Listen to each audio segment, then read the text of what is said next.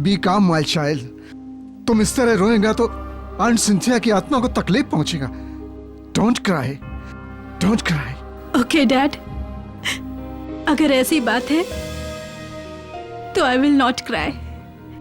और वैसे भी मेरा हस्बैंड मारियो ने आंटी को जीती जी क्या कम तंग किया होगा। बेटे, मारियो तुम्हारे साथ नहीं आया? उस बेशरम को क्या पता कि फैमिली का कीमत क्या होता है।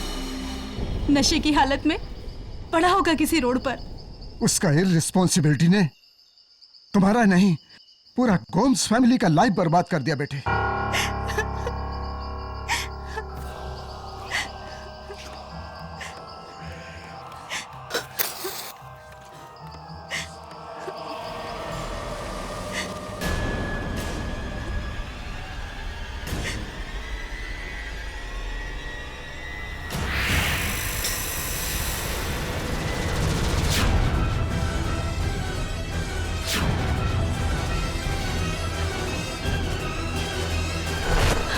डैड, सी आंटी का फ्यूनरल तो 2 दिन पहले हुआ था ना।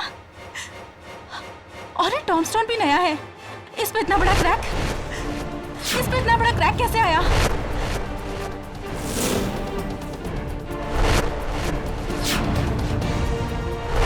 ये क्रैक? पता नहीं बेटा। ओह गॉड! और देखिए डैड, आसपास ये मिट्टी। डैड, ऐसा लग रहा है कि जैसे इसे किसी ने खोदा हो। What are you saying, Flavia? ये सिंथिया का कब्र कौन खोदा? कुछ तो गड़बड़ है। फ्लाविया, ये तुम क्या करता है? किसी का कब्र खोदना क्राइम है, क्राइम।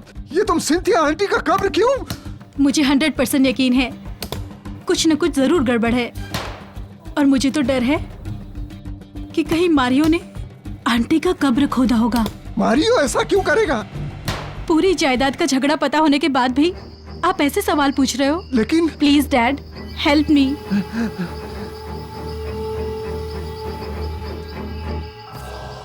खोलिए उसे।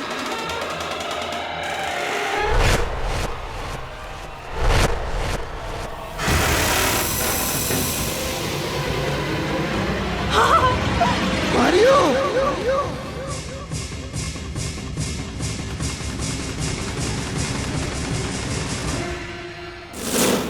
डियर आंट सिंथिया, आपको आपकी ये नीज एमिली बहुत मिस करेगी। काश आप भी हमारे साथ होती।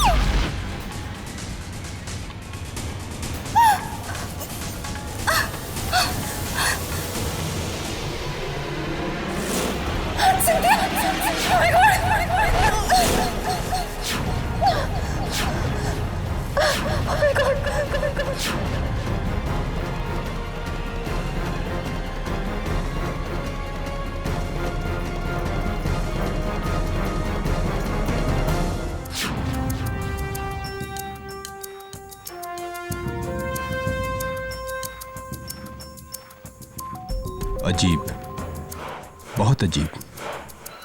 किसने मारा इसे इसका गला घोंटकर?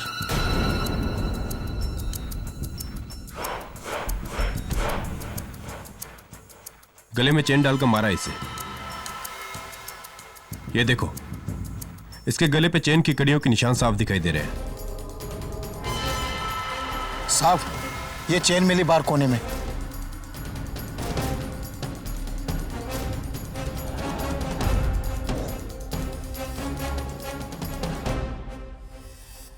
हंड्रेड 100% इसी चेन से गला घोटा गया इसका।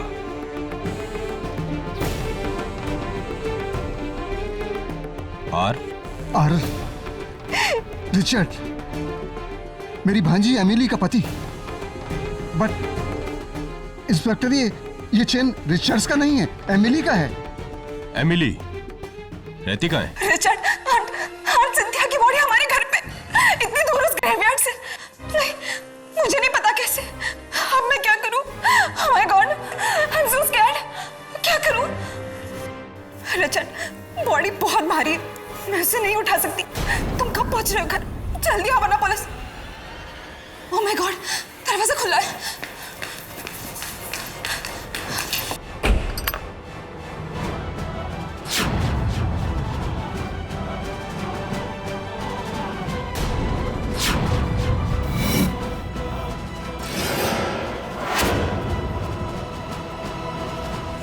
ओह माय गॉड, सिंथिया का बॉडी यहाँ।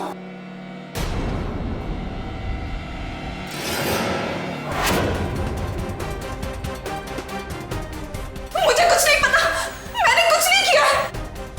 ये सब मारियो की चाल है, उसी ने मुझे फंसाया है। मारियो मर चुका है। What? और उसे तुमने मारा है। You are under arrest Mrs Emily Francis. नहीं, मैंने कुछ नहीं किया, मैंने किसी को नहीं मारा, ये सब झूठ है। चलो। नहीं, मैंने कुछ नहीं किया, छोड़ दो मुझे। नहीं।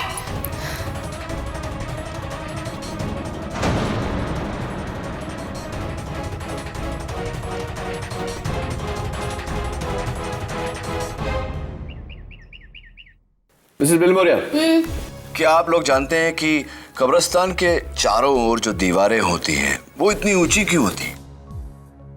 नहीं सर, क्यों? सिंपल, क्योंकि ये रिंगटोन तुमने लगाई है मेरे फोन पे। Yes sir. Bad ringtone. Hello, Richard Francis तुम्हारे पास अपनी बीवी का केस लेकर आएगा। उसका केस मत लेना, वरना पछताओगे। अच्छा, really? Thank you for the advice, लेकिन आप कौन? Hello hello, that's weird, like your ringtone, that's also weird, please change it. Yes sir. Sir, I'll get that.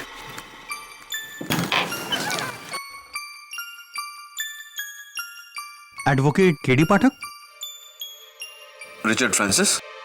आपको कैसे पता?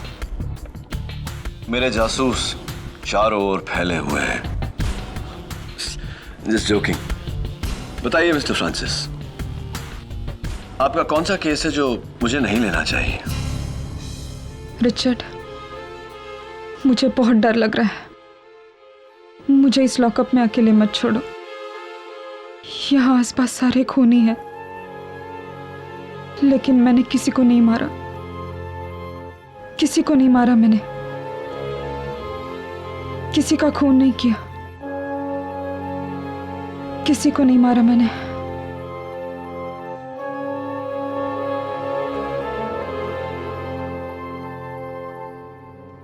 जब से ये हादसा हुआ है ना केडी, तब से बस ये ऐसे ही डरी सहमी बहकी बहकी सी बातें कर रही है। तो अब तुम ही बताओ रिचर्ड, ये कब्रिस्तानी कहानी का राज क्या है? गोम्स फैमिली में सबसे बड़ी आंट सिंथिया थी। उन्होंने शादी नहीं की और मारियो गोम्स उनके भाई के बेटे थे और एमिली उनकी बहन की बेटी। मारियो और एमिली दोनों ही कजन्स थे और मैं रिचर्ड फ्रांसिस एमिली का पति हूं। और वहां बैठी फ्लाविया गोम्स, मारियो की बीवी। और वो दोनों कौन हैं? वो अंकल एल्बर्ट हैं, आंट सिंथिया के छोटे भाई। और जो उनके बगल में बैठा है वो रॉजर, वो आंट सिंथिया की देखरेख करता था। यानी कि एक अकेली बूढ़ी आंट सिंथिया और आप सब उनके परिवार के लोग। जी। जिसमें से सबसे बड़े हैं एल्बर्ट गोम्स। योर ऑनर, मेरा बड़ा सिस्टर सिंथिया का गोवा में 40 एकड़ जमीन है। उस जमीन का मार्केट वैल्यू 70 करोड़ से कम नहीं। एमिली और मारियो का दोनों का इस जमीन पर नजर था और हमको ऐसा लगता है कि उसी जमीन के वास्ते एमिली ने मारियो को मार डाला।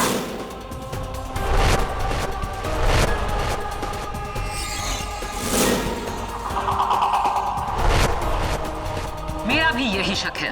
योर ऑनर, 8 मार्च को सेंट मार्क्स कब्रिस्तान से जब पुलिस को सिंथिया गोम्स की कब्र से उनके भतीजे मारियो गोम्स की लाश मिली, तो उसके साथ एमिली की ये चेन भी मिली, जिससे मारियो गोम्स का गला घोटा गया था।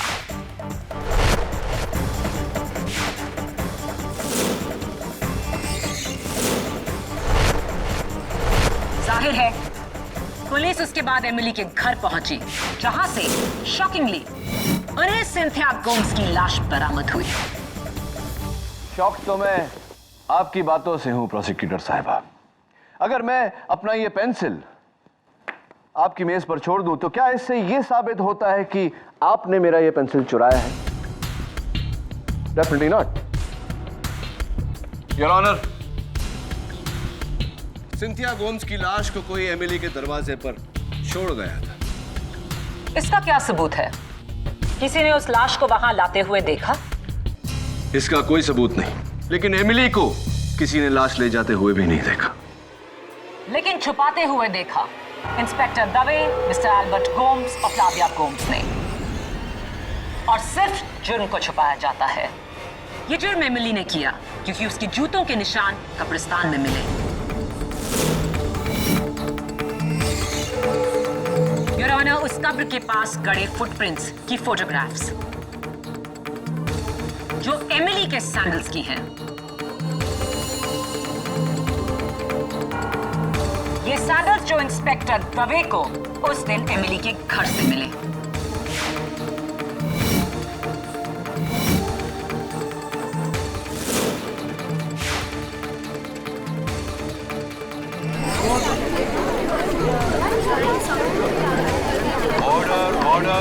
और इन सैंडल्स पर जो मिट्टी है उसी कब्रिस्तान की है।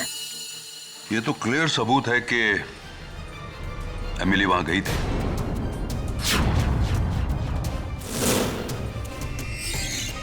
और इतना बेहतरीन प्लान लेकर मारियो को मारकर उसकी लाश को ऐसी जगह छुपाना जहां उसे ढूंढने की कोई सोच भी नहीं सकता। एक कब्रिस्तान की 6 फुट नीचे कब्र में, कब्र भी किसी और के नाम की, आंटी सिंथिया, जिसे 2 दिन पहले ही 100 लोगों ने दफन होते हुए देखा।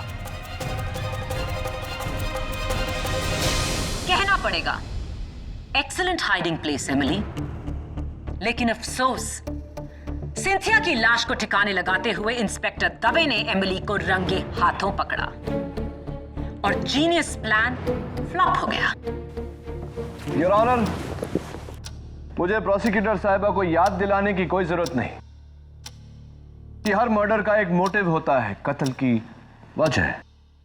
और एमिली के पास कत्ल की कोई वजह नहीं थी, क्योंकि आंटी सिंथिया ने खुद अपनी जायदाद इसी वसीयत में एमिली के नाम लिख दी थी। अजीब बात है मिस्टर डिफेंस काउंसिल। बिल्कुल एक ऐसी वसीयत मेरे पास भी है जिसमें जायदाद का वारिस एमिली नहीं, मारियो गोम्स है।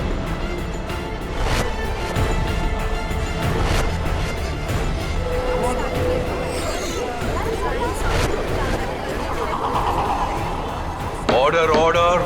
योर ऑनर, एक जायदाद के 2 दावेदार, कजिन्स मारियो और एमिली। इसीलिए एमिली ने मारियो की जान ली, ताकि मारियो की मौत के बाद सारी जायदाद एमिली फ्रांसिस के नाम हो।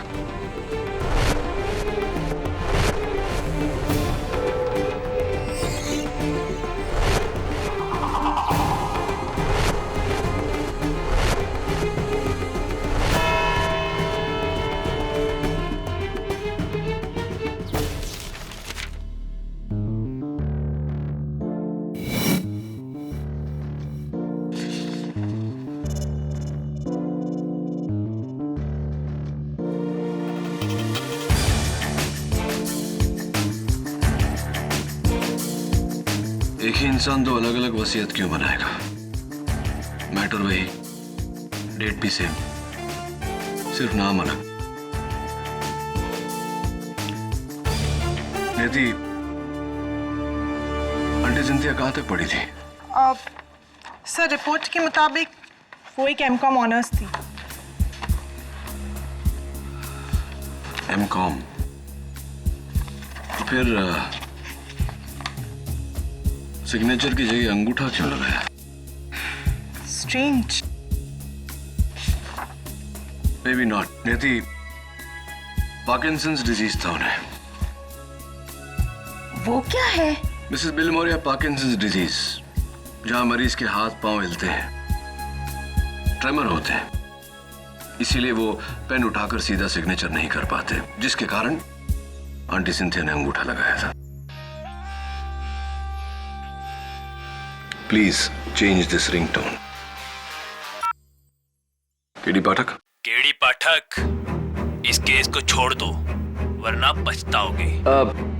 सुनिए मिस्टर धमकी वाले, मैं हेलो हेलो। वो इच धमकी वाला फोन? तुम ये कॉल ट्रेस क्यों नहीं कर सकते? अनट्रेसेबल नंबर है मिसेस बिलमोरिया। नेवर माइंड, वो उसका काम कर रहा है, हम अपना काम करेंगे। नियति, गैजेट ऑफिस से पता करो कि ये दोनों स्टैम्प पेपर्स किस डेट पे इशू हुए थे। योर ऑनर, सिंथिया गोम्स की 2 वसीयत, दोनों पर सब्जेक्ट मैटर एक समान, डेट्स भी सेम, लेकिन इनमें से एक उनकी मौत के पहले बनाई गई थी और दूसरी उनकी मौत के बाद।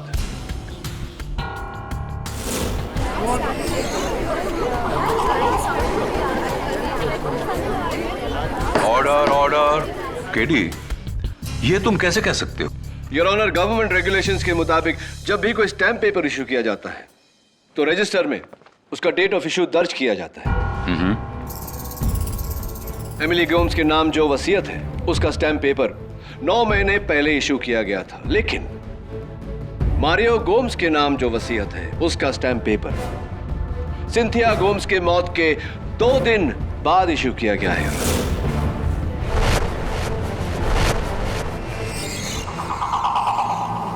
तो फिर इस पर सिंथिया गोम्स के अंगूठे का निशान कैसे आया मरने के बाद?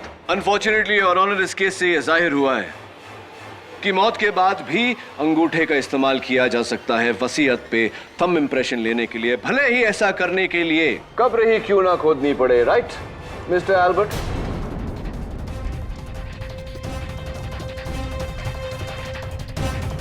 मिस्टर एल्बर्ट, ये कब्र खोदने का शवल आपका ही है या नहीं? इज इट योर्स और नॉट?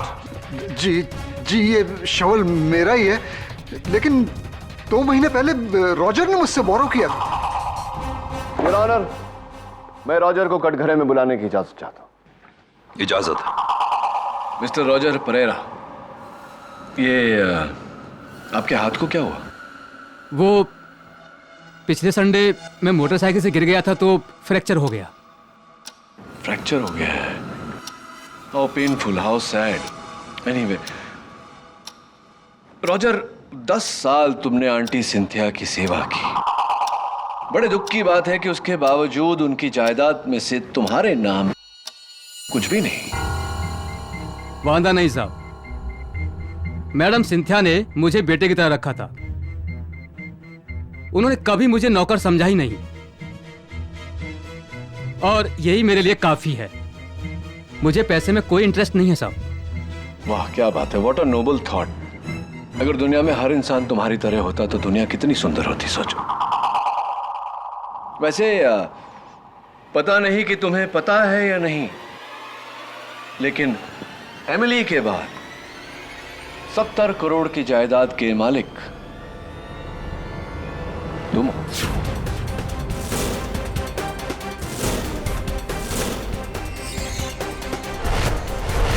यानी कि अगर एमिली को कुछ हो जाता है, फांसी हो जाती है या उम्र कैद भी हो जाती है, तो तुम सीधा डायरेक्ट नौकर से मालिक। क्या?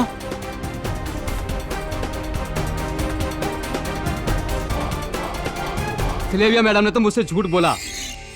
उसने कहा कि मेरा नाम जायदाद में कहीं है ही नहीं। Really?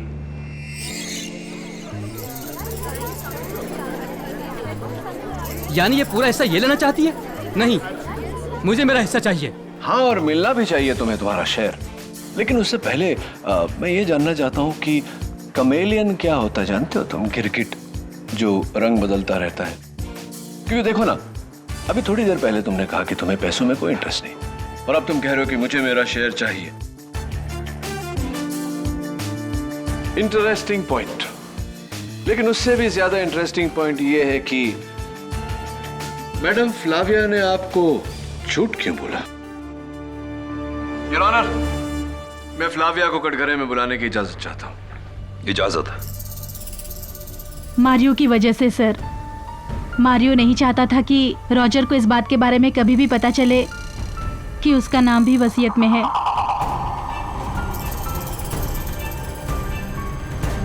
मारियो ने मुझे धमकी दी थी कि ये बात मैं उसे कभी ना बताऊं। पति ने पत्नी को धमकी दी। It's not a good thing, not good at all. कैसा पति था मारियो? मारियो एकदम अच्छा पति नहीं था। वो घर में कम और बार में ज्यादा रहता था।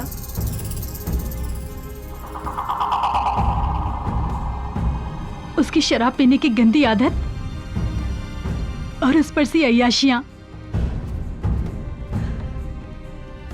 मेरा लाइफ तो उसने एकदम जहन्नुम बना दिया था सर। शायद इसीलिए तुमने सोचा कि उसे जहन्नुम पहुंचा दो, है ना? Objection your honour. Sustained. Sorry your honour. Sorry Flavia, तुम्हारा दिल दुखाने का मतलब नहीं था मेरा। एनीवे, अगला सवाल।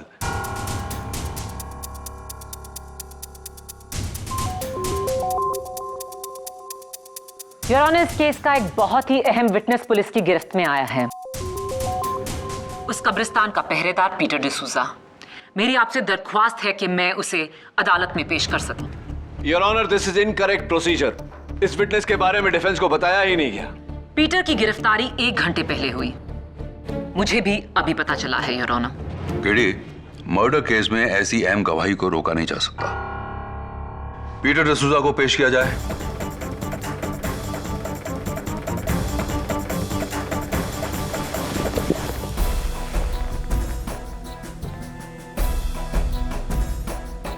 हमको माफी दे दो जज साहब, हमसे बहुत बड़ा मिस्टेक हुआ। हमको इसके लिए बहुत मनी दिया गया था। किसने दिया वो पैसा? फेस नहीं देखा। हाँ, क्योंकि सारा बात और ऑर्डर फोन पे आया था। हाँ, मगर वो एक आदमी था, उसकी वजह से मैंने ये सब कुछ किया। उसका नाम रिचर्ड था साहब। नहीं, मैंने किसी को फोन नहीं किया।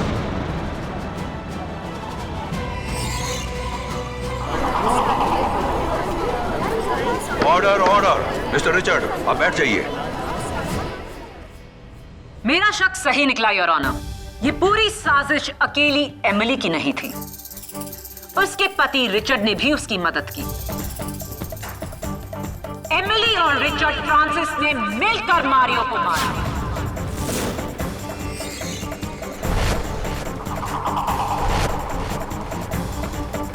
Your honour, may I approach the bench? You may. Your honour, इस नए विटनेस, नए सबूत की रोशनी में मुझे थोड़ा वक्त चाहिए। लेकिन पीटर डिसूजा की गवाही के बाद तुम्हारा केस और भी कमजोर हो गया। योर ऑनर, पीटर ने सिर्फ उसकी आवाज सुनी है, चेहरा नहीं देखा। मुझे पूरा यकीन है कि कोई तो है जो इस केस को गुमराह करने की कोशिश कर रहा है। वही शख्स मुझे भी धमकियां दे रहा है और ये बात मैं साबित कर सकता हूं कोर्ट में। Your honour, please take more time. तो तुम्हें यह काम जल्द से जल्द करना पड़ेगा केडी, क्योंकि कल सुबह 9:30 से 10:30 के बाद इस केस की अगली तारीख 10 दिन बाद की है। तुम 10 दिन तक इंतजार करना चाहोगे या? नहीं योर ऑनर, 10 दिन में कुछ भी घुमाया जा सकता है। Tomorrow morning is okay. Granted. Thank you your honour. इस केस की सुनवाई कल सुबह 9:30 से 10:30 के बीच में की जाएगी। तब तक के लिए अदालत मुलतवी की जाती है।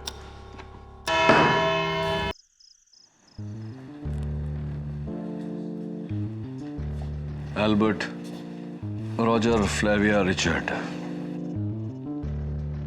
ये चारों अभी भी शक के दायरे में। इन चारों में से कोई भी हो सकता है या फिर कोई और।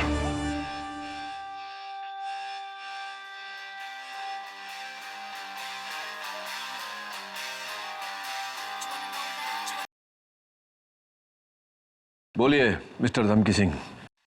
कल सुबह अदालत मत आना, वरना मारियो के साथ जो हुआ तेरे साथ भी होगा केडी। Bloody idiot। किसी का खून नहीं किया, किसी को नहीं मारा मैंने। जी ये शवल मेरा ही है, लेकिन 2 महीने पहले रॉजर ने मुझसे बोरो किया था।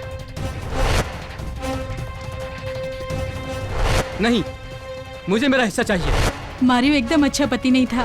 उसका नाम रिचर्ड था साहब। नहीं, मैंने किसी को फोन नहीं किया। मेरा शक सही निकला योर ऑनर। एमिली और रिचर्ड फ्रांसिस ने मिलकर मारियो को मारा।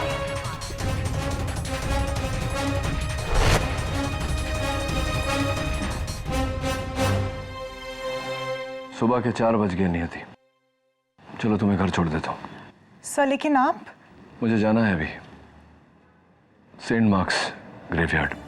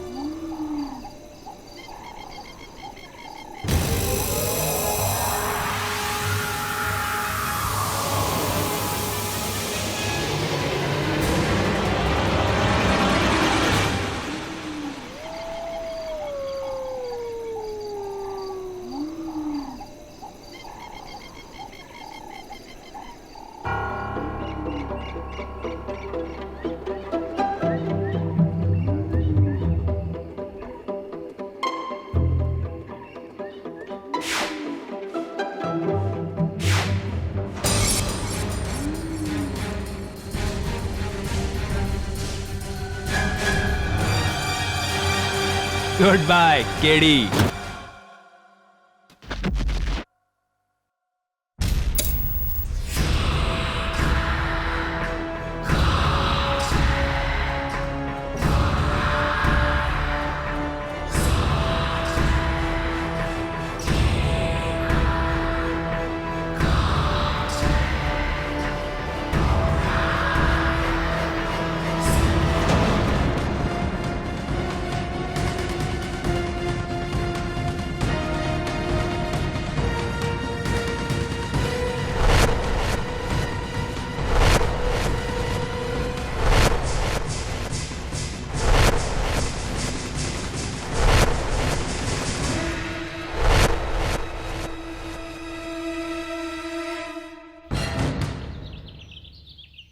हेलो झिलमिल जी, मैं नियति ऑफिस से बोल रही हूँ।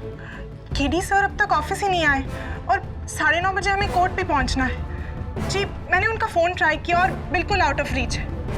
हाँ, सुबह के 4:30 बजे वो कब्रिस्तान गए थे।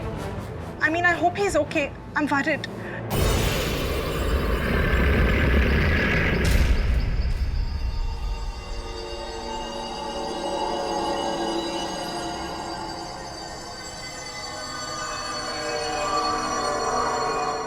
गीली मिट्टी की खुशबू।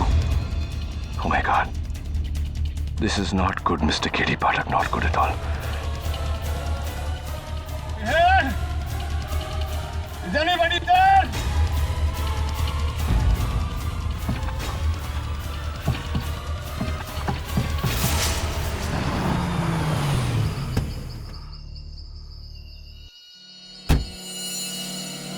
केडी सर की गाड़ी?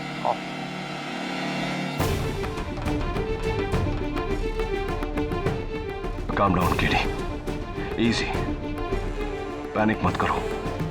पैनिक करोगे तो सांसें तेज चलेगी, ऑक्सीजन खत्म हो जाएगा। Easy. You can do it. Okay. Let's think about this. Next step. Cell phone. Right. Cell phone.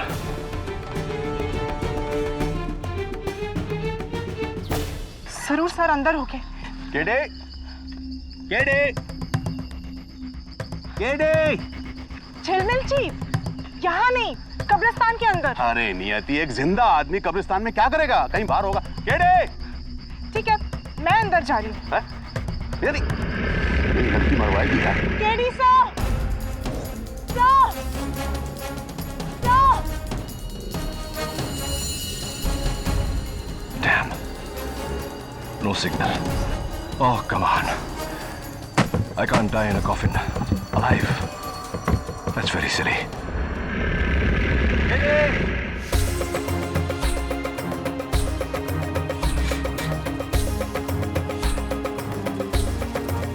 Signal भी नहीं है। इसलिए तो सर का फोन आउट ऑफ रीच आ रहा था। केडी! KD sir!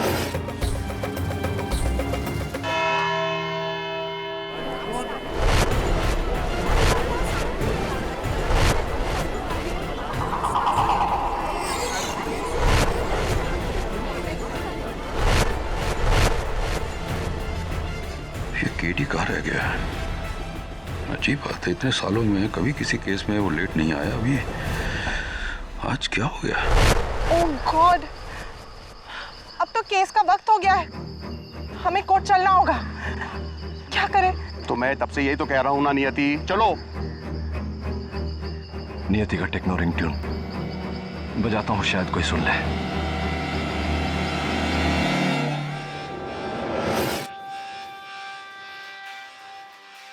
एक सेकंड। क्या हुआ? यहाँ से कुछ आवाज आ रही है, कोई इंग्लिश गाने की। गाने की? हाँ, हो सकता है ये किसी डीजे की कब्र होगी। अंदर भी बचा रहा होगा बेचारा। टेक्नो बीट्स, मेरा रिंगटोन। कान बज रहे हैं तुम्हारे कान। कब्रिस्तान है ये। अभी चलो, लेट हो रहे हैं, कोर्ट मुकदमा शुरू हो गया होगा। चलते। योर ऑनर, आधा घंटा हो गया है और केडी का कोई नामो निशान नहीं। Well KD, I think you are finished. Cell phone पे सिग्नल नहीं, कोई तेरी आवाज नहीं सुन रहा।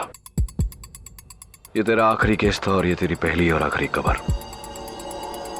Sorry to say, good bye KD. Good bye KD. Good bye KD. Oh my God, अब समझ में आया मारियो का खून किसने किया, लेकिन क्या फायदा? कैसे साबित करूंगा कॉफिन में?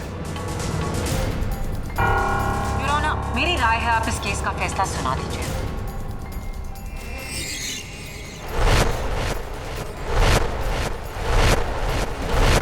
नहीं माया, मैंने केडी को 1 घंटे की मोहलत दी थी। अभी भी आधा घंटा बाकी है। Let us wait. KD, you can't die so easily. इतनी आसानी से नहीं मर सकते तुम। सोचो, सोचो कैसे बाहर निकलोगे। कार कीज, गाड़ी की चाबी, गाड़ी का सिक्योरिटी लॉक, शायद कोई देख ले। रेडियो सेंसर्स दीवारों से पास होते हैं।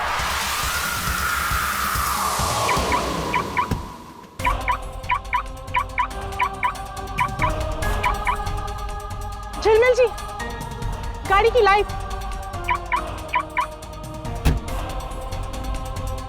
हाँ, मुझे लगा था कि केडी अंदर ही होगा और सो रहा होगा। KD! KD sir! KD! KD! KD sir! KD! अंदर तो कोई नहीं है। मैंने कहा था कि गाड़ी उसकी खराब हो गई होगी, गाड़ी यहीं छोड़ करके वो कोर्ट चला गया होगा। चलो। नहीं झिलमिल जी, आई एम श्योर ये कोई इशारा है हमारे लिए। केडी साहब में कांटेक्ट करने की कोशिश कर रहे हैं। I am sure. हो तुम पागल हो। चलो मेरे साथ चलो। देखिए, आप आए या नहीं आए, I am sure KD sir अंदर है। मैं अंदर जा रही हूँ। अरे यार, ये लड़की फिर मरवाएगी। नियति! नियति! अरे नियति! ओह, केडी सर! अरे क्या केडी केडी यार। थिंक नियति, थिंक। सर का रिंगटोन मैंने सुना था।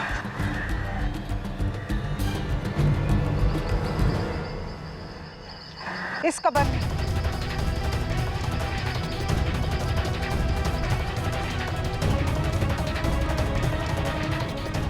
जिंदा? हाँ। नियति, तुम पागल हो गई क्या? इस कब्र के अंदर केडी जिंदा? ऐसा कभी नहीं हो सकता।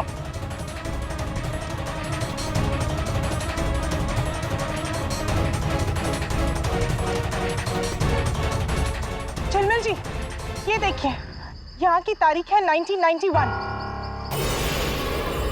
यानी कि 20 साल पुरानी। और यहाँ की मिट्टी देखकर ऐसा लगता है जैसे कि इसने अभी इस पे डाली हो। एक minute, I am very sorry नियति। क्या हुआ? नहीं, मुझे लगा था कि कुछ तुम में, लेकिन नहीं, इंटेलिजेंट, फैंटास्टिक। क्या तुमने ढूंढ निकाला। एकदम इस कब्र की मिट्टी ताजा है, ऐसा है लगता है कि अभी अभी ये कब्र को दफनाया गया है। झिलमिल जी, हमें ये खोदना होगा अभी इसी वक्त। मैं नहीं खोदूंगा कब्र।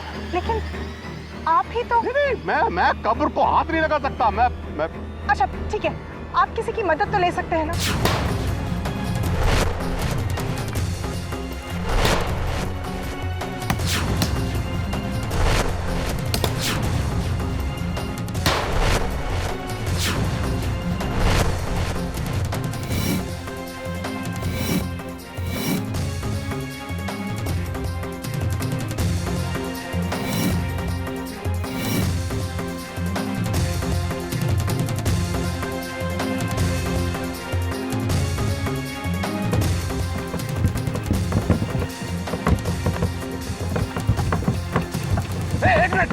एक मिनट, कोई अंदर से ठोक रहा है। हाँ, चलो जल्दी खोलो। केडी सर, केडी सर, भाई उठो। केडी हो, कैसे? Are you okay? तू 4 घंटे लेट के देख अंदर। क्यों? कुछ हो गया? नहीं, एक दिन तो लेट नहीं है। चलो जल्दी, अदालत आराम से।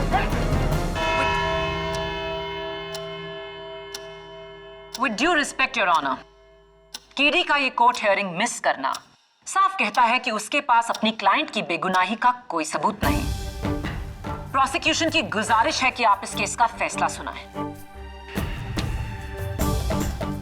ठीक है।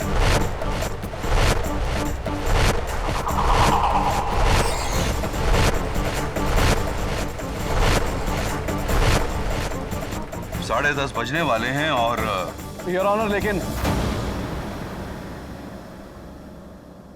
अभी तक 10:30 बजे नहीं। केडी, ये कोई टाइम है अदालत पहुंचने का? I am extremely sorry your honour. Have you forgotten the decorum of the court? तुम्हारा ड्रेस कोड का है? मैं अदालत का वक्त जाया नहीं करना चाहता था, इसलिए इसी तरह आना पड़ा। What has happened to you? ये तुम्हारी ये हालत कैसे हुई है? दरअसल बात यह है कि अब तक मैं उसी कब्रिस्तान में 2 गज जमीन के नीचे गाड़ा गया था। क्या?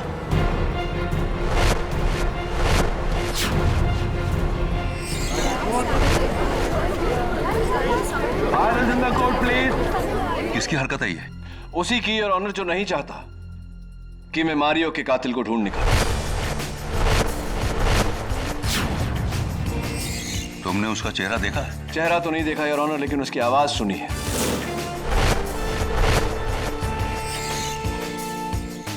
कौन है? योर ऑनर, जब से ये केस शुरू हुआ है मुझे फोन पे धमकियां आ रही हैं। और आज कब्रिस्तान में जब मैंने वो आवाज सुनी, गुड बाय केडी, तो वही आवाज थी, लेकिन एक फर्क, उसमें एक टोन था जैसे कि फोन पर हमें सुनाई देती। यानी? इसका मतलब योर ऑनर कि कोई वॉइस चेंजर या वॉइस डिस्टॉर्टर से बात कर रहा है। एक ऐसी मशीन जो पतली आवाज को मोटी बनाती है। योर ऑनर, इस केस से जुड़े सभी लोगों में 2 ही लोग हैं जिनकी आवाज पतली है, एमिली और फ्लाविया। और चूंकि एमिली जेल में थी, जाहिर सी बात है कि यह आवाज फ्लाविया की है।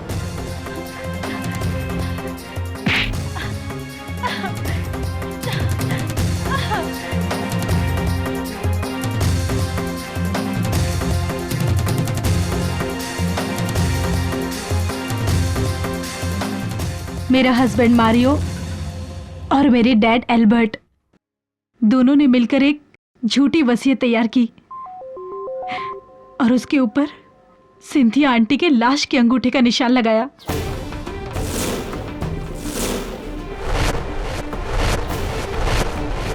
मारियो ऑस्ट्रेलिया सेटल होना चाहता था,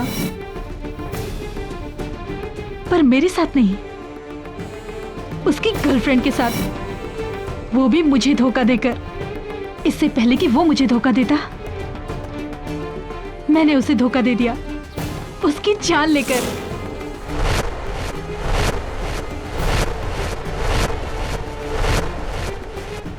उस दिन मैं एमिली के घर गई।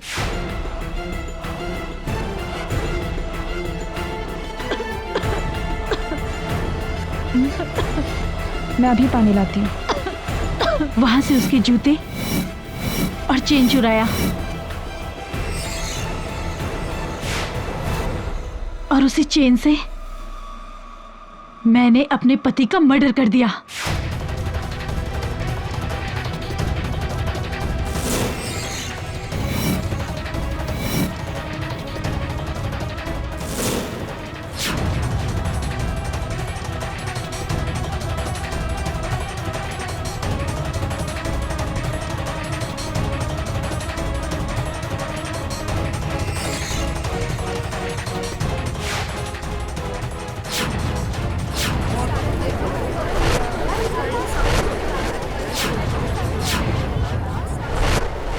राइट।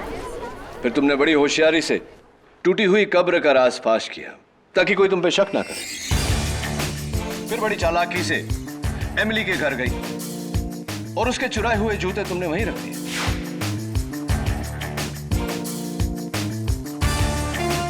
ताकि दवे को इन्वेस्टिगेशन के दौरान वो वहां से बरामद हो।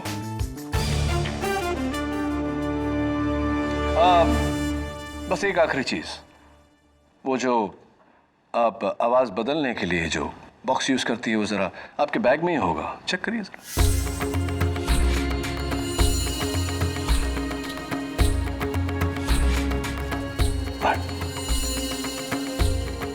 इस वॉइस चेंजर के जरिए मैंने कब्रिस्तान के कब्र खोदने वालों को रिश्वत दी और उन्होंने मेरे ही कहने पर मारियो की लाश वहीं पर दफन कर दी और आंटी सिंथिया की लाश एमिली के घर छोड़ दी।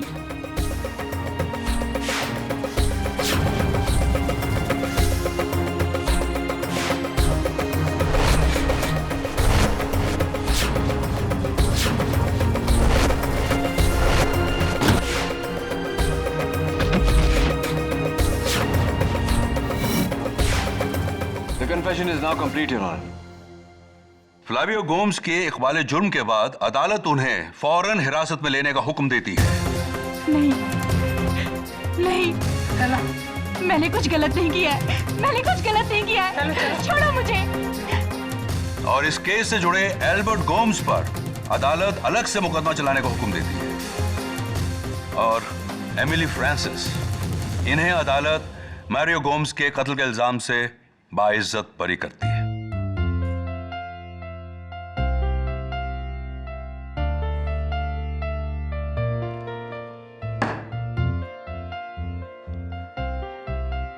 लगता है तुम मेरा पीछा कब्र में जाने के बाद भी नहीं छोड़ोगे केडी। पन इंटेंडेड और अनइंटेंडेड।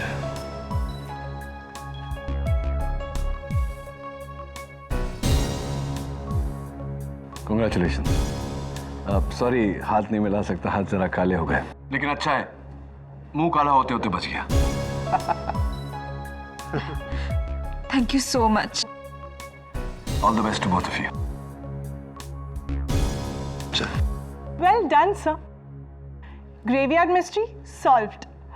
अब उस ग्रेवयार्ड रिडल का भी जवाब दे दीजिए ना प्लीज। नियति, पहले मुझे बहुत फनी लगता था, लेकिन खुद कब्र में जाने के बाद I don't find it funny anymore. Sir please, मुझे जानना है, आई एम वेरी क्यूरियस। जानो ना सर नहीं, प्लीज बताइए ना, क्यों कब्रिस्तान के चारों ओर ऐसी ऊंची ऊंची दीवारें होती हैं? Why? Okay, if you insist. कब्रिस्तान के चारों ओर ऊंची दीवारें होती है क्योंकि लोग अंदर घुसने को मरते हैं। See, I told you it's not funny anymore. Am I right or am I right?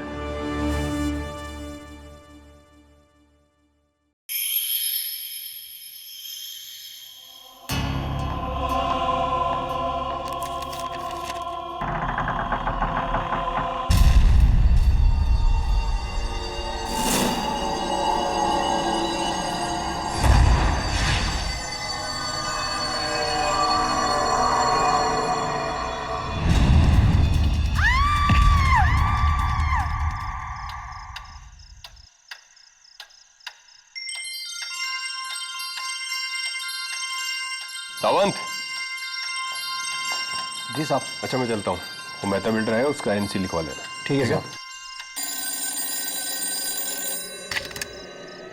Hello. Hello police station, वो मुझे मार डालेगा, मुझे मार डालेगा। कौन? आप कहाँ से बोल रही हैं? बहुत ही मोटा सा आदमी है और फॉरेन बंगलो नंबर 32 काटो रोड पे। बचाओ। हेलो हेलो सावंत, जीप निकालो जल्दी। जी साहब।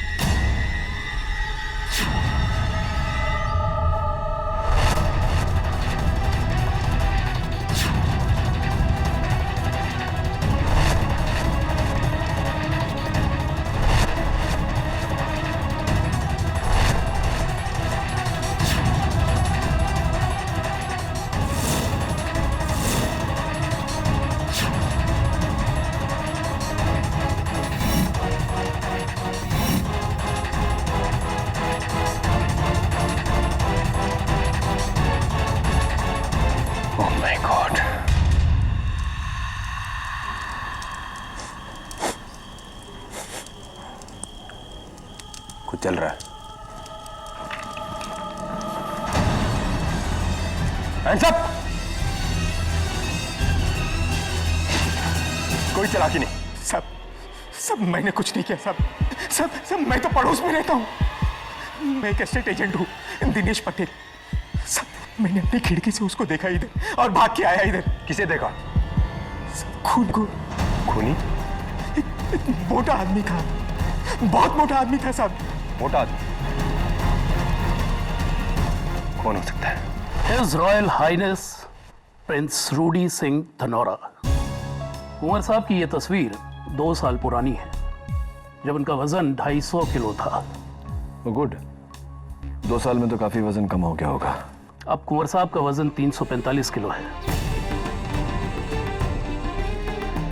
कुंवर साहब के ऊपर अपनी एक्स प्रेमिका शर्मिला राठौर के घर जाकर उन्हें कत्ल करने का झूठा आरोप है। मिस्टर मानेकशॉ, क्यों लगता है आपको कि ये इल्जाम झूठा है? क्योंकि अपने वजन की वजह से कुंवर साहब के लिए चलना तो दूर, उठ पाना भी मुमकिन नहीं। पिछले 9 सालों से वो अपने कमरे से बाहर तक नहीं निकले। 9 साल? या मिस्टर केडी, 9 साल, 9 years। वाह। प्रिंस रूडी मेरे खास पेशेंट हैं। उनकी मेडिकल कंडीशन के कारण हमने पुलिस से परमिशन लिया कि उन्हें यहीं रखा जाए, हाउस अरेस्ट में। उन्हें जेल ना ले जाया जाए जब तक उन पे आरोप साबित नहीं हो पाता। वो कभी नहीं होने वाला है। Of course. 350 kg वजन लेके वो भागेंगे भी कहाँ? अच्छा बताइए डॉक्टर घोष, प्रिंस रूडी वाकई नहीं चल पाते? जी वो बिल्कुल नहीं चल सकते। क्या केडी, भरोसा नहीं है तुझे?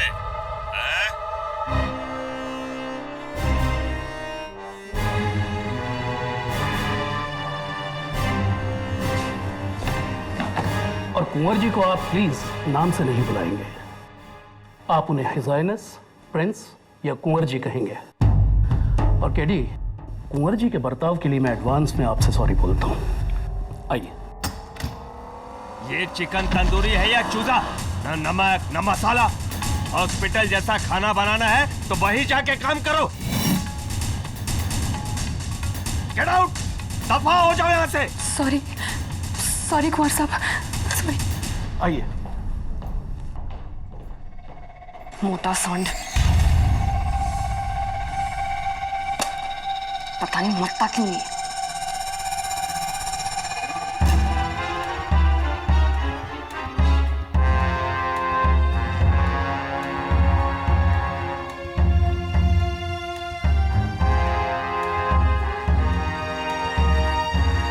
एडवोकेट केडी पाठक, पधारिए महाराज।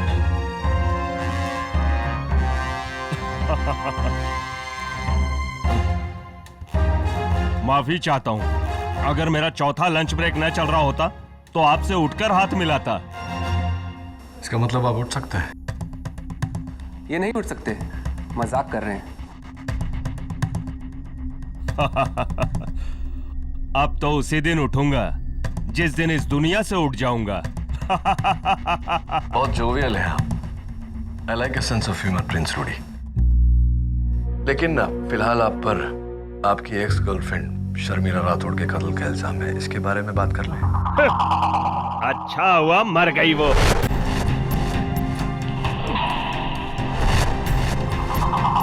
11 साल पहले मैं उसके प्यार में पागल था, लेकिन उसने मुझसे कहा कि अगर मैं मोटे से पतला हो जाऊं तो मुझसे शादी करेगी।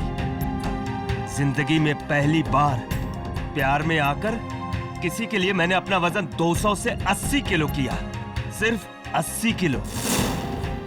मैंने अपना वादा पूरा किया, पर उसने नहीं, उसने मेरे प्यार को ठुकरा दिया। उस ठुकराए हुए प्यार के गम में मैंने खाना शुरू किया, बस खाता गया और आज मेरी ये हालत हो गई, सब उस डैन की वजह से। खा लीजिए। क्या है? कुंवर साहब, दवाई खा लीजिए। तो खिलाओ और दफा हो जाए यहाँ से।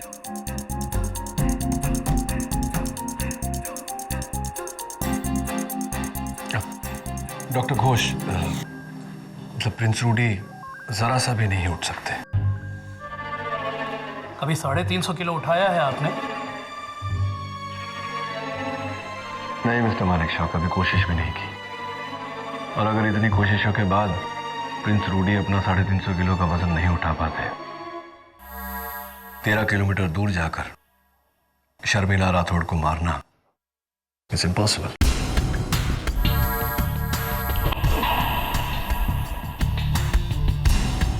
I think we have a good case, Rudy. Sorry, Prince Rudy.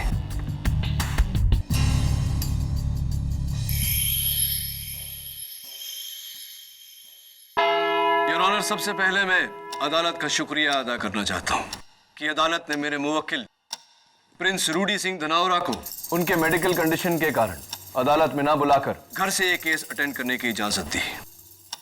ये सब तमाशा है योर ऑनर, सरासर ढोंग। जो इंसान अपने घर से 13 किलोमीटर दूर जाके मर्डर कर सकता है, क्या वो इस अदालत के कटघरे में नहीं आ सकता? प्रोसिक्यूटर साहिबा, अगर मेरे मुवक्किल चल पाते तो मेरे पास लड़ने को केस ही नहीं होता। Your honour, Prince Rudy obesity के मरीज है। उनका वजन इतना है कि 9 साल से वो अपने कमरे से बाहर नहीं निकले। ऐसा आदमी 13 किलोमीटर का फासला तय करके खून कैसे कर सकता है?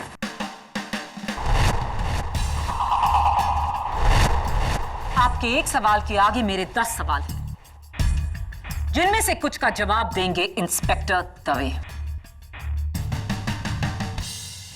योर ऑनर, 15 मार्च की रात करीब 1:30 बजे जब मैं पुलिस स्टेशन से निकल रहा था तो शर्मिला राठौड़ जी का मुझे फोन आया। हेलो पुलिस स्टेशन, वो मुझे मार डालेगा, मुझे मार डालेगा वो। कौन? आप कहां से बोल रही हैं?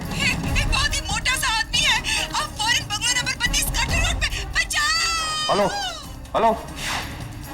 उन्होंने साफ कहा था एक बहुत मोटा आदमी। जी बिल्कुल साफ। दवे, अगर वो मोटा आदमी प्रिंस रूडी सिंह था तो शर्मिला ने उसका नाम क्यों नहीं लिया फोन पर, जबकि वो उसे बहुत अच्छी तरह से जानती थी? घबराहट में अक्सर इंसान डिटेल बताना भूल जाते हैं केडी। Okay, agreed. एक और बात, शर्मिला पर जानलेवा हमला हो रहा था, तो उन्हें इतना समय कैसे मिल गया कि वो फोन उठाए, नंबर डायल करे, अपना पता बताए, कंप्लेंट लिखवाए? आओ।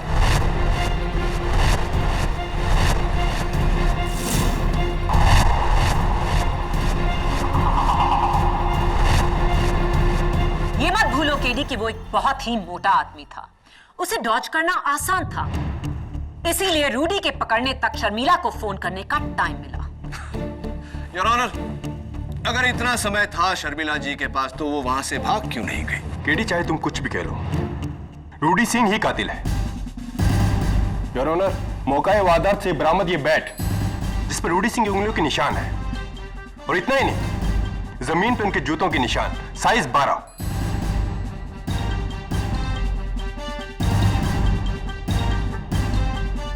थैंक यू इंस्पेक्टर दवे, आपकी ये गवाही प्रोसिक्यूशन के बहुत काम आएगी। योर ऑनर, मेरा अगला गवाह जो इस केस के स्टार विटनेस हैं, जिन्होंने खूनी को अपनी आंखों से देखा, शर्मिला राठौड़ के घर के सामने वाले घर में रहने वाले state agent Dinesh Patel. Sir, रात के 1:30 बजे थे, मैं सो रहा था। मेरे बेडरूम के सामने ही शर्मिला जी की खिड़की है। अचानक मैंने शर्मिला जी की चीख सुनी और फिर फायर अलार्म की आवाज, और उठकर मैंने खिड़की से देखा तो सर मुझे लगा कुछ ना कुछ गड़बड़ है। मैं वहां पहुंचा और वहां देखा पूरा सामान बिखरा हुआ था और कुछ ही दूरी पर जमीन पर शर्मिला जी की लाश पड़ी थी।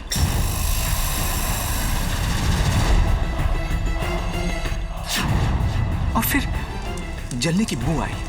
मैंने किचन की ओर देखा तो वहां से धुआं आ रहा था, और फिर मैं भागकर किचन में गया और वहां कोई नहीं मिला। और फिर पुलिस आ गई सर।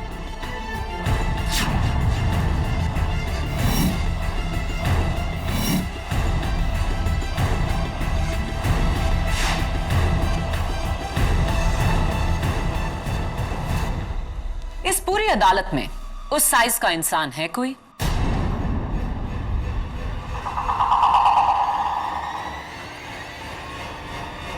नहीं, सिवाय उस आदमी के।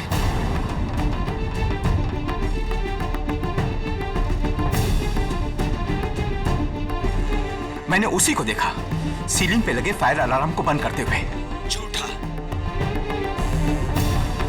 मिस्टर रूडी सिंह, माना आप अदालत में नहीं है, लेकिन आपका रवैया ऐसा ही होना चाहिए जैसे आप यहां मौजूद हैं। कार्रवाई के दौरान किसी भी किस्म का जलपान मना है। Do you understand? एक बहुत ही मोटा आदमी, इंस्पेक्टर दवे ने सुना, मिस्टर पटेल ने देखा। अब आपका क्या कहना है mister KD Pathak? But of course, mister Patel, जब आपने अपनी खिड़की से शर्मिला जी की खिड़की के उस पार उस मोटे आदमी को देखा, तो आपकी खिड़की पर या शर्मिला जी की खिड़की पर कुछ पर्दा या कोई वेनिशियन ब्लाइंड वगैरह कुछ लगा हुआ था?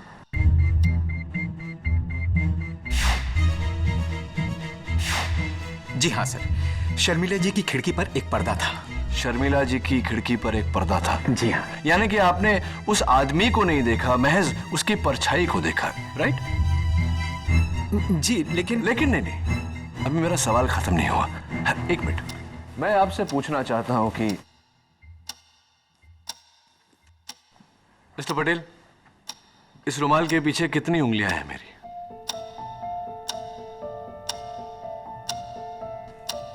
3 सर। 3 उंगलियां हैं? जी सर। Are you sure? जी हाँ।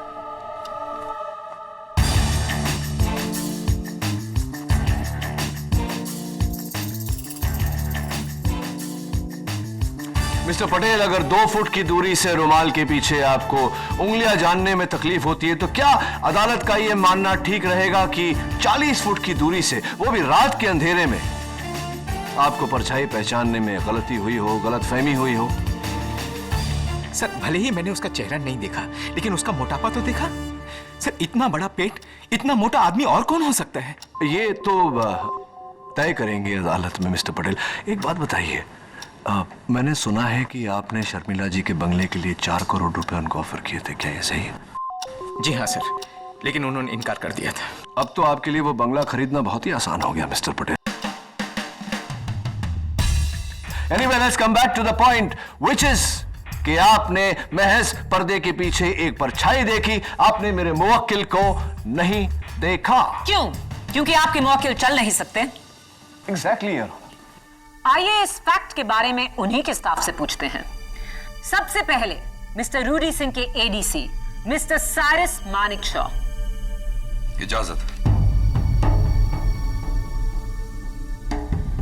Mister Manekshaw, Colaba shoe store का ये बिल, साइज 12 के जॉगिंग जूते 4 फरवरी को खरीदे गए, कीमत 3,670 रुपए। क्या ये जूते आपने खरीदे? जी हाँ। आपके पैर का साइज क्या है? 9। ये शूज एक्चुअली मैंने अपने भाई के लिए खरीदे थे। उसके पैर का साइज 12 है।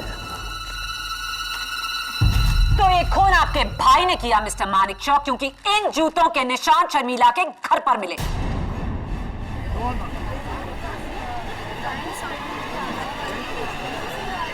नहीं, मेरा भाई खूनी नहीं है।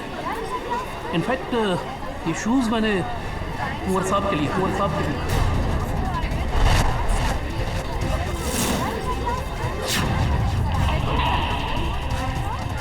ऑर्डर। जो इंसान 9 साल से चलना तो दूर अपने कमरे से बाहर तक नहीं निकला, उसके लिए जॉगिंग शूज, और उस कमरे में कोई ट्रेडमिल भी नहीं।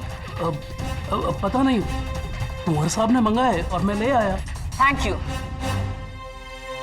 Your honour. मेरी अगली गवाह रूडी सिंह की नर्स मिस बी बजाज। ये बी बजाज क्या है? जी, मेरा नाम बसंती बजाज। दरअसल मेरी माँ को शोले फिल्म बहुत पसंद थी, इसलिए जब मैं पैदा हुई तो उन्होंने मेरा नाम बसंती रख दिया। ऑर्डर। आप रूडी सिंह की राउंड द क्लॉक नर्स हैं? जी हाँ, दरअसल उनको मेरी कभी भी जरूरत पड़ सकती है, बीपी, दवाइयाँ, इंजेक्शंस वगैरह। तो कत्ल की शाम 6 बजे से आप कहाँ गायब थी?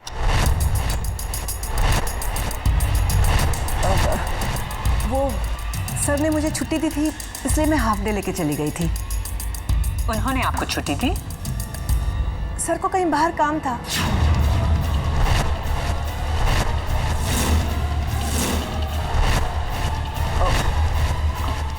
I mean, सर को कुछ काम था, इसलिए उन्होंने छुट्टी दी हमें।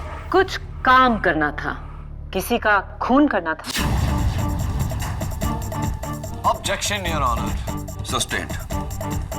योर ऑनर, मेरा बस यही पॉइंट है कि कोई अपने स्टाफ को तभी छुट्टी देता है जब वो घर पर ना हो।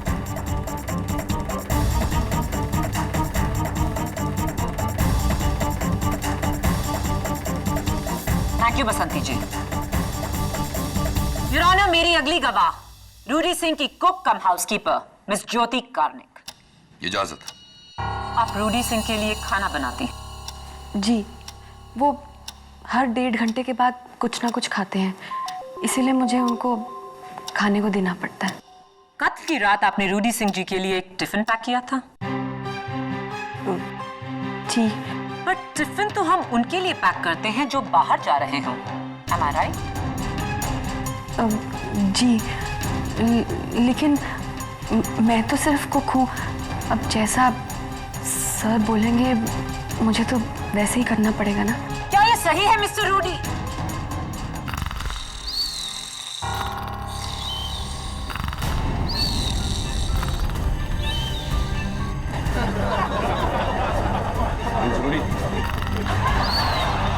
Order. Prince Rudy. Mister Rudy Singh, this is contempt of court. आप सो रहे हैं? योर ऑनर, उनकी तरफ से मैं माफी चाहता हूं। योर ऑनर, रूडी सिंह के तीनों स्टाफ मेंबर्स की गवाही से जाहिर है कि वो एक बहुत बड़ा सच छुपा रहे हैं, और वो सच ये है कि रूडी सिंह चल सकते हैं।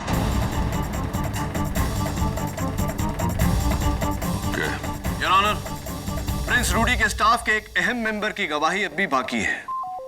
मैं प्रिंस रूडी के personal physician doctor Shubhankar Ghosh को कटघरे में बुलाने की इजाजत चाहता हूं। इजाजत। डॉक्टर घोष, आप प्रिंस रूडी सिंह जी के पर्सनल फिजिशियन हैं।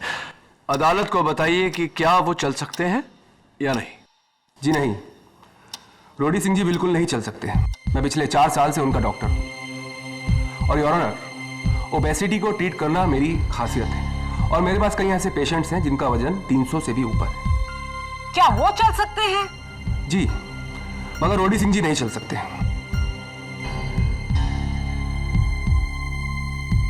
योर ऑनर, एक स्पेशलिस्ट डॉक्टर के स्टेटमेंट को झुटलाने वाले हम कौन होते हैं?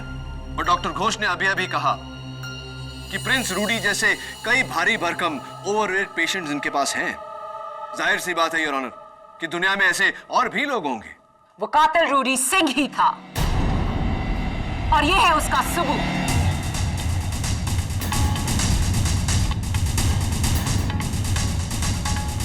मार्च की रात कार्टर रोड पर सिटी क्लब के बाहर कुछ fans film star Salman Khan के इंतजार में बैठे थे और जब मिस्टर खान बाहर आए तो उन्होंने उनके साथ कुछ तस्वीरें खींची।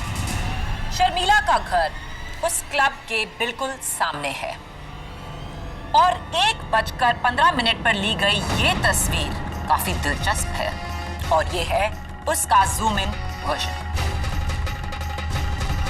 जहां बैकग्राउंड में रूडी सिंह ट्रैक पैंट्स पहने साफ नजर आ रहे हैं।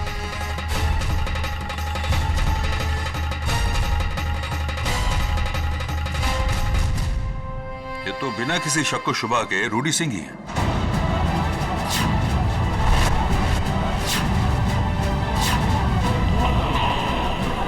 Silence please, silence in the call. Prince Rudy Singh Dhanaura, अब भी आप कहेंगे कि आप चल नहीं सकते? एक और झूठ बोला तो उसका अंजाम बहुत बुरा होगा। मैं चल सकता हूँ।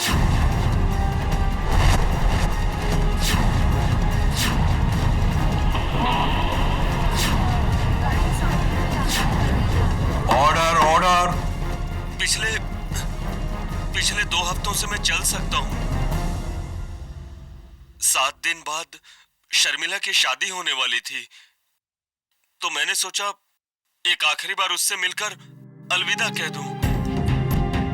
इसलिए मैं उससे मिलने के लिए पहली बार घर से बाहर निकला, पर उसके सामने जाने की हिम्मत नहीं जुटा पाया तो मैं दरवाजे से ही वापस लौट आया।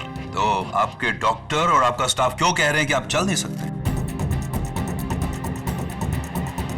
क्योंकि मैंने ही उनको धमकी दी थी कि किसी ने सच कहा तो उनको मैं नौकरी से निकाल दूंगा। प्रिंस रूडी, ये क्या किया आपने? क्यों किया? मैं डर गया था केडी। मुझे जब पता चला कि शर्मिला का खून हो गया तो मुझे लगा कि सबसे पहले उंगली मुझ पर ही उठेगी। इसलिए मैंने अपने स्टाफ से झूठ बुलवाया और खुद भी झूठ बोला। पर केडी, शर्मिला को मैंने नहीं मारा। मैं तो आज भी उससे प्यार करता हूँ।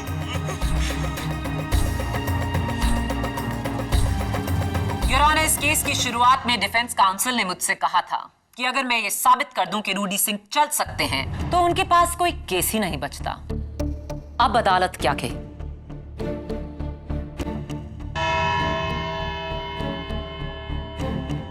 इस केस का फैसला कल सुबह ठीक 11 बजे। और मिस्टर रूडी सिंह, आपको यह अदालत फौरन हिरासत में लेते हुए कल इसी कोर्ट में पेश होने का हुक्म देती है।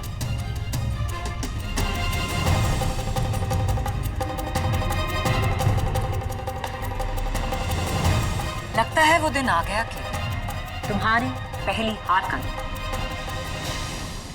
KD Pathak will finally lose a case.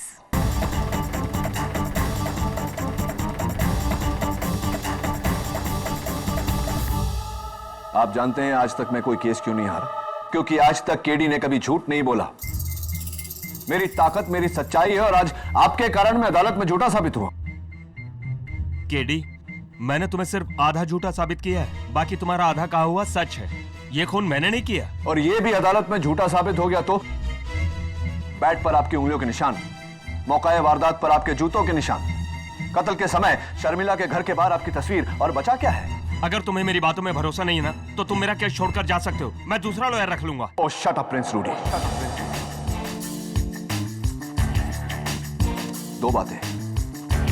पहली बात, आपका गुनाह इस हद तक साबित हो चुका है कि कोई लॉयर आपके केस को हाथ नहीं लगाएगा।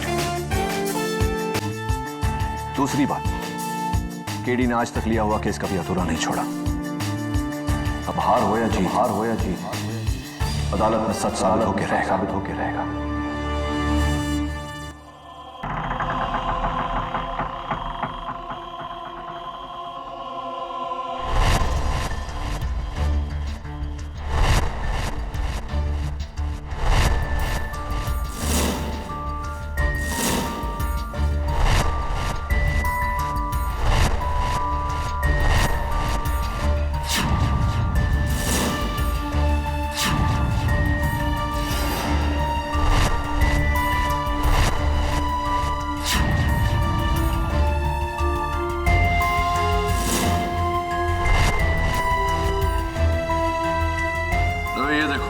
क्या है केडी?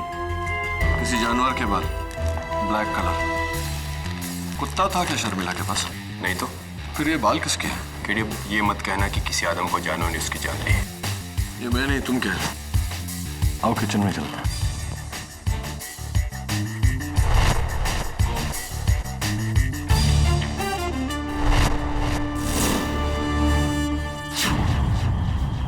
दवा, ये वही चूल्हा है जिस पर शर्मिला उस रात खाना बना रही थी? हाँ, हमने आके से बंद किया वरना आग लग जाती। राइट, लेकिन रात के 1:30 बजे शर्मिला खाना क्यों बना रही थी?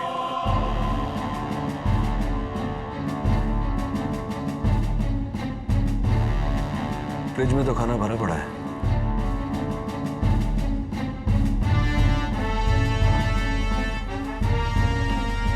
मुझे लगता है कि शर्मिला खाना नहीं बना रही थी। तो फिर ये गैस कातिल ने ऑन किया है। ओह, ताकि फायर अलार्म बजे और उसके पकड़े जाने का रिस्क हो। 50% राइट, 50% रॉन्ग, ताकि फायर अलार्म बजे और कोई उसे देखे। Fire alarm, let's go.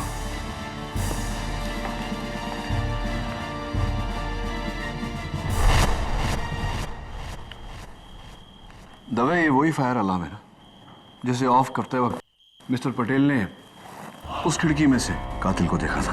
हाँ। लेकिन पटेल ऊपर तक पहुंचा कैसे? आई थिंक इस टेबल के जरिए। Help me please.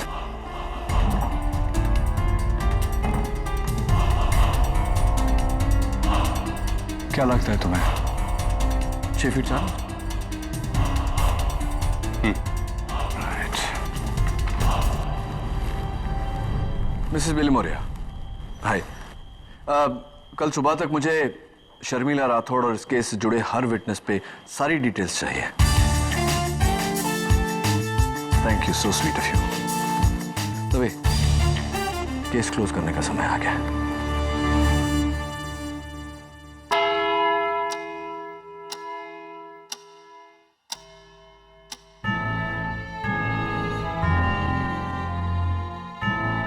Your honour, यह शर्मिला राठौड़ के घर का वही टेबल है जिस पर उस रात खूनी ने खड़े होकर फायर अलार्म बंद किया था।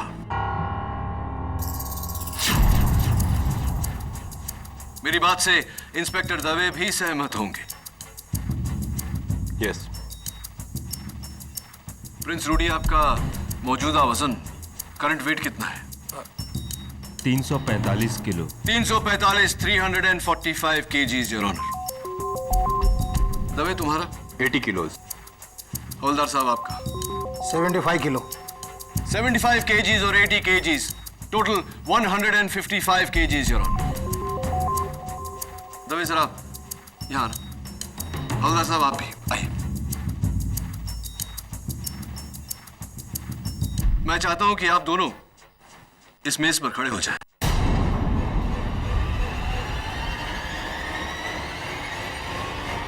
जरा संभल के। हाँ।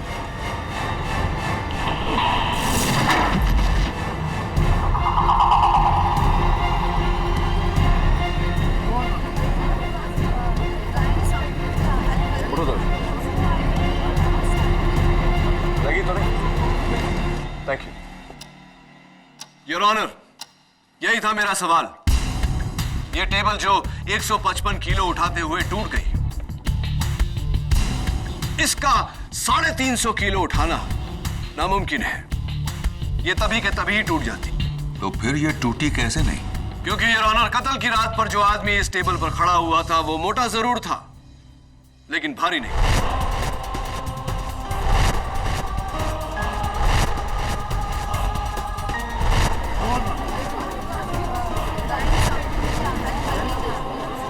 कत्ल की रात पर जो आदमी इस टेबल पर खड़ा हुआ था वो मोटा जरूर था, लेकिन भारी नहीं। मोटा और भारी नहीं? क्या मतलब इसका? इसका मतलब प्रिंस रूडी की cook cum housekeeper miss Karnik बताएंगे।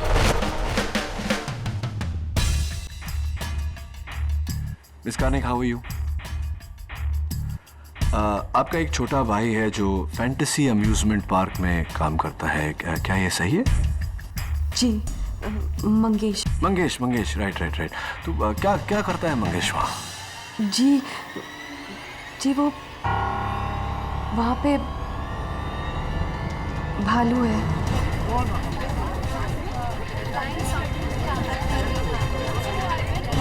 Quiet, please. भालू है मंगेश, भालू है? I mean वो वहाँ का मैस्कॉट है, Tommy Teddy. Tommy Teddy, how sweet. Your honour, खुशकिस्मती से टॉमी टेडी हमारे साथ आज अदालत में है। आइए टॉमी टेडी।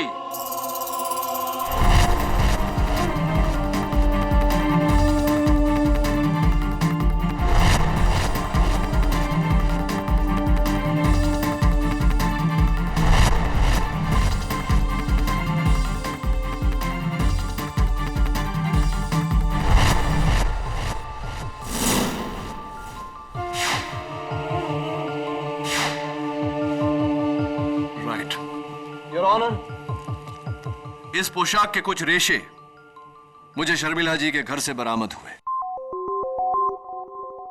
इसका मतलब टॉमी टेडी वहीं थे उस रात।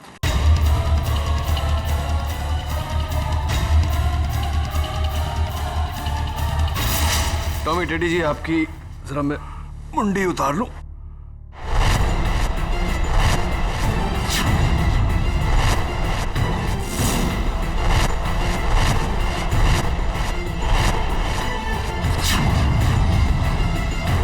मंगेश, तुम?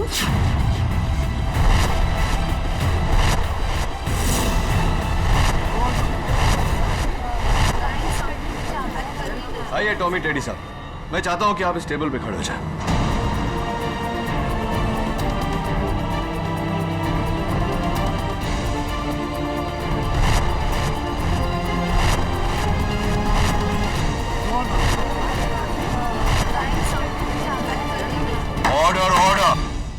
योर ऑनर, अगर मैं इसके सामने पर्दा लगा दूं तो 40 फुट की दूरी से किसी को भी ये गलत फहमी होगी कि पर्दे के पीछे कोई बहुत मोटा आदमी खड़ा हुआ है, ठीक उसी तरह जिस तरह मिस्टर पटेल को हुई थी।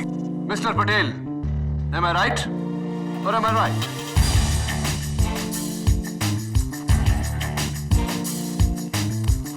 Thank you mister Tommy teddy.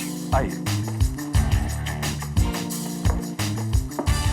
लीजिए आपका। Thank you very much. अब बताइए मिस कार्निक कि आपने अपने भाई के टॉमी टेडी का कॉस्ट्यूम पहनकर शर्मिला का कत्ल क्यों किया? एक मिनट। माना कि मिस्टर पटेल को धोखा हुआ था, लेकिन शर्मिला राठौर ने तो यह साफ कहा था कि कातिल एक मोटा आदमी है। योर ऑनर, फोन पर वो आवाज शर्मिला जी की थी ही नहीं।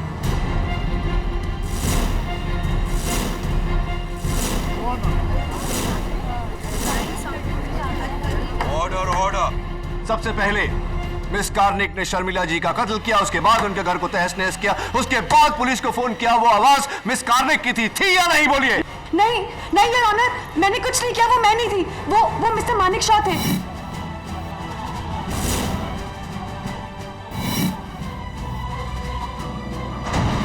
ये उनका ही काम है, क्योंकि कत्ल से पहले उन्होंने ही वो सूट बोरो किया था टॉमी टेडी का।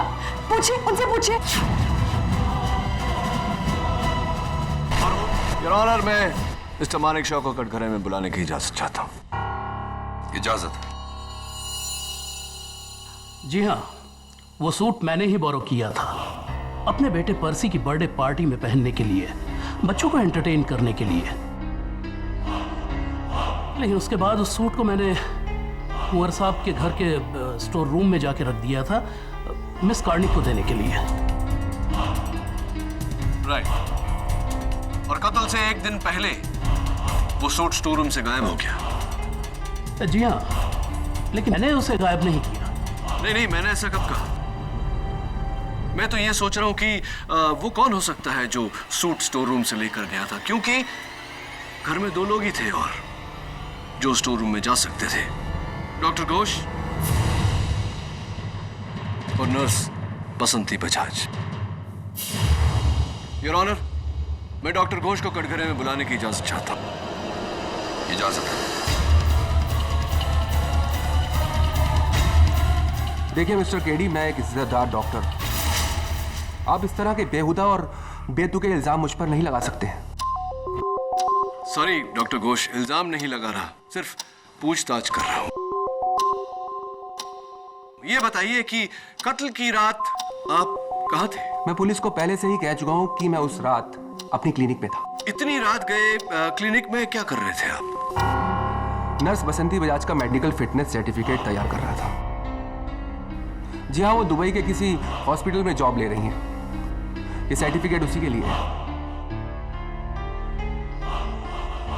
अगर आप चाहें तो उसकी कॉपी देख सकते हैं एविडेंस फाइल। हाँ, वो कॉपी मैंने देखी है और इसमें लिखा है कि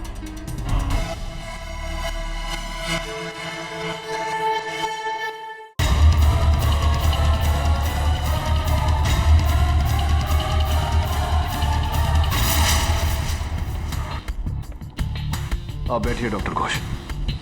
योर ऑनर, मैं नर्स बजाज को कटघरे में बुलाने की इजाजत चाहता हूं। इजाजत।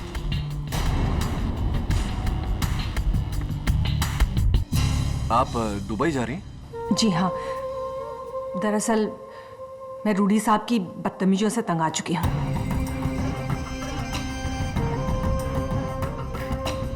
और वहाँ मेरी सिस्टर भी रहती है दुबई में। वो आपका पहला नाम, फर्स्ट नेम क्या बताया? बीफ पर बसंती। हाँ, बसंती, राइट। पिछली बार आपने बताया था कि शोले फिल्म के उस किरदार से आपकी माताजी ने प्रभावित होकर आपका नाम बसंती रखा था, राइट? जी। इसलिए अब मैं भूल गया मैं। कोई बात नहीं। अरे कोई बात कैसे नहीं, बात तो है। अब देखिए ना, आपके फिटनेस सर्टिफिकेट में आपका बर्थ डेट यानी कि जन्म तारीख 16 सितंबर 1974, 16 सितंबर 1974, क्या यह सही है? जी बिल्कुल बिल्कुल सही लिखा है। तो क्या ये कहना ठीक रहेगा नर्स बजाज की पहले वो फिल्म आई होगी, आपकी माताजी ने वो फिल्म देखी होगी, उस फिल्म से प्रभावित हुई होगी, फिर आपका नाम रखा गया होगा बसंती। मेरा कहने का मतलब ये है कि पहले हेमा मालिनी जी का नाम रखा गया होगा, उसके बाद आपका नाम रखा गया होगा। Is that correct? जी ऐसा ही कुछ ऐसा ही हुआ होगा। तो एक बात बताइए, क्या आपकी माताजी उस फिल्म की शूटिंग पर गई थी या उस फिल्म के डायरेक्टर रमेश सिप्पी जी के साथ उनके घरेलू ताल्लुकात थे जिसके कारण उन्हें कहानी और किरदार के नाम पहले से पता थे? ऑब्जेक्शन योर ऑनर, बेबुनियाद सवाल। ये तुम क्या अनाप शनाप पूछ रहे हो? योर ऑनर, नर्स बजाज का जन्म 16 सितंबर 1974 में हुआ, जबकि शोले रिलीज हुई थी 15 अगस्त 1975 में। नर्स बजाज के जन्म के पूरे 1 साल बाद। अगर इनके जन्म के 1 साल बाद फिल्म रिलीज हुई तो फिल्म के किरदार का नाम इनकी माताजी इनको कैसे दे सकती है?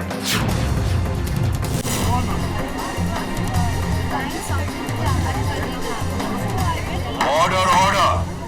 योर ऑनर, अगस्त 2010 में मरहूम शर्मिला राठौड़ ने पुलिस में कंप्लेंट लिखवाई थी अपने कुक कम हाउसकीपर के खिलाफ। नूरी झा, इल्जाम 20 लाख रुपए के ज्वेलरी की चोरी।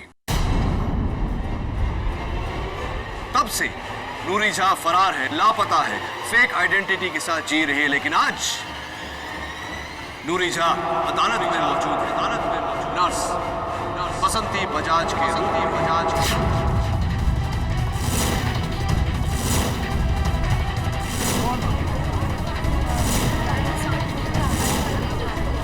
बोलिए नर्स बजाज, आपने झूठ क्यों बोला कि आपका नाम बसंती है जबकि आपका नाम नूरी झा है या नहीं? बात में कोई शंका नहीं कि आपका नाम बसंती बजाज नहीं नूरी शाह है और आप ही ने कत्ल किया है शर्मिला राठौर का। बोलिए, आपने कत्ल किया है या नहीं? जी हाँ, जी हाँ। मैं ही नूरी शाह हूँ, मैं ही।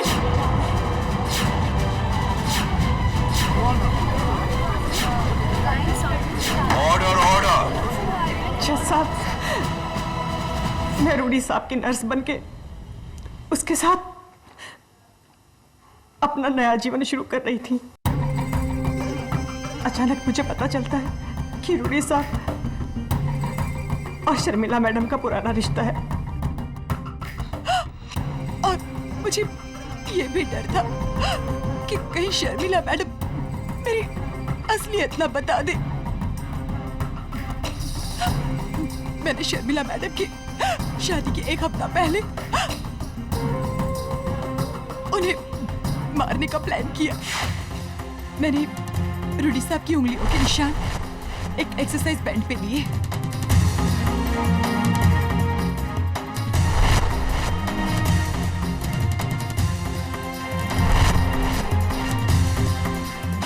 फिर हूबहू रूडी साहब जैसे जूते खरीदे। उसके बाद स्टोर रूम में जाकर टेडी बियर का कॉस्ट्यूम चोरी किया और फिर शर्मिला जी के घर जाकर उनका कत्ल कर दिया मैंने।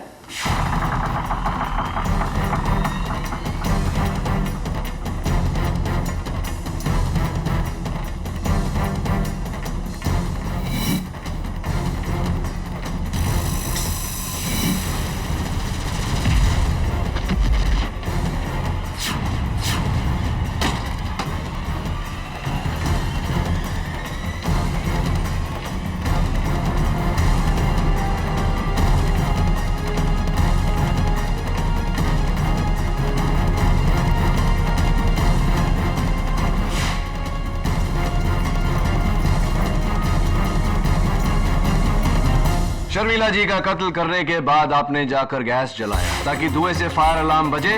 आप टेबल पर चढ़ी, फायर अलार्म बंद किया ताकि लोगों को यह वहम हो कि कत्ल किसी बहुत ही मोटे आदमी ने किया है, मेरे मुवक्किल रूडी सिंह ने, जबकि कत्ल आपने किया था। जी हाँ, ये कत्ल मैंने ही किया।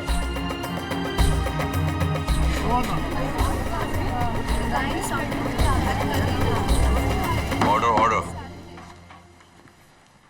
The defence rests your honour.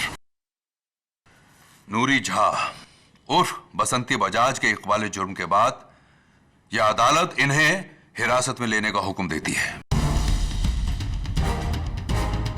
और श्री रूडी सिंह धनौरा को शर्मिला राठौर के कत्ल के इल्जाम से बाइज्जत बरी करती है। The case is closed.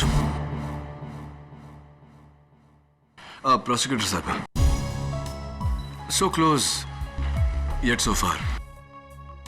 लेकिन कहना पड़ेगा इस बार थोड़ा डरा दिया था आपने मुझे। अभी तो सिर्फ डराया है केडी, हराया नहीं।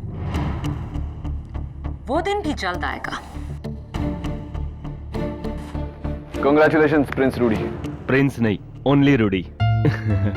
How sweet. Okay. I think it's okay. KD और रूडी क्या टीम है। आखिर हम जंग जीत गए। रूडी, ये जंग तो हम जीत गए, लेकिन अभी तुम्हारी एक जंग बाकी है, तुम्हारे इस मोटापे के साथ। 10 साल पहले जब तुम्हें प्यार हुआ था, एक नई जिंदगी के लिए तुमने वजन घटाया था। आज भी तुम्हें नई जिंदगी मिले तो क्यों ना एक बार फिर से मुझसे